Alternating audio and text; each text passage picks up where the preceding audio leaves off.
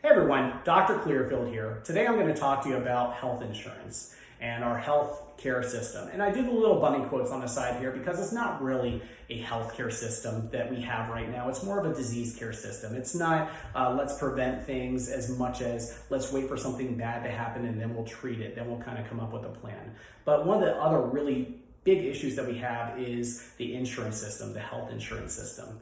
If we compare it to the car insurance system and we think about how we utilize our car insurance system, if I get if I get a flat tire, if I need an oil change, do you use your car insurance for that? No, we just pay out of pocket for it. Why do we just pay out of pocket for it? And why do we even take our car in?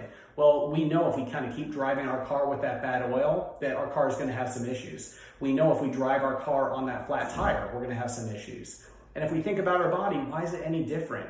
Why is if our cholesterol is a little bit high that we're just going to keep kind of driving on that and just waiting for something bad to happen?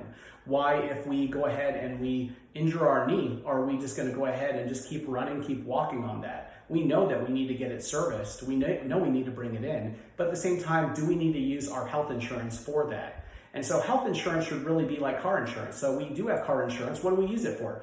Catastrophic things that occur. So if I'm in a major accident, if my engine blows out, then I know that I need to get a new engine. I know that my car needs to have essentially orthopedic care on it. It needs to be fixed. Similar, we should have catastrophic insurance. And so catastrophic insurance is if you get a heart attack, if you have a cancer, if you have a major trauma that requires any kind of surgery for, that's what insurance really should be. But as far as for our routine care, we really don't need it there. And why don't we need it? Because we have several individuals that are trying to kind of get in the way of that doctor-patient relationship.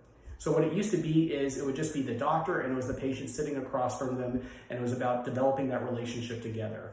And what it's become is that doctor sees the patient, but then the doctor wishes to have some sort of care for that patient, and it has to go through several different middlemen that are going to make some decisions on whether that patient gets that or not. And that's not really offering the best care. There's too many different individuals that have nothing to do with your healthcare that are making determinants and making decisions on what you're able to have and what you're not able to have. And that's not really fair to you, and that's definitely not fair to the doctor as well. Because a lot of people are like, oh, well, the doctors are making so much, but we're really not. Ultimately, what's happening now is there's a lot of people that are those middlemen that are capturing most of the money in regards to what you're going to be paying. So an example is, let's say that I see you in an insurance-based system, and the doctor says, you know what, okay, I did all my services today. That was worth $100 for my time, for my equipment that I had to use, for keeping the lights on in my building, for paying myself, for paying my staff. It's worth $100 to me so that I can make a little bit of a profit, make a living off of this. Well, then we submit it to the insurance company for $100, and the insurance company comes back and it says, we're going to pay you $50 for that. And I'm like, no. I needed that whole $100. I needed that just so that I can make a little bit of a profit again, just so that I can make a living. And they're like, well, if you want to make $100, you need to charge $225 to the patient. And we're like, okay, so if we charge $225 to the patient, we're going to get $100, but what is that other $125? And they're like, well, that other $125, the patient needs to make up that difference. So the patient still has to pay into that. And then the patient's like, I already paid into my insurance this much money. I only had a $15 deductible. That was supposed to cover it. And then there's, sure enough, a $125 surprise bill that they get down the road. And so, it's like, how much is your insurance really worth it for you? And so what we're trying to do at Motion is Medicine is I saw flaws in this system. I realized that this is not the way healthcare needs to be, and there needs to be a better way. And really the model that I'm doing now, it's not a new model. It's taking medicine back to before we had these issues with health insurance. It's taking it back to that old model of the doctor and the patient sitting in front of them.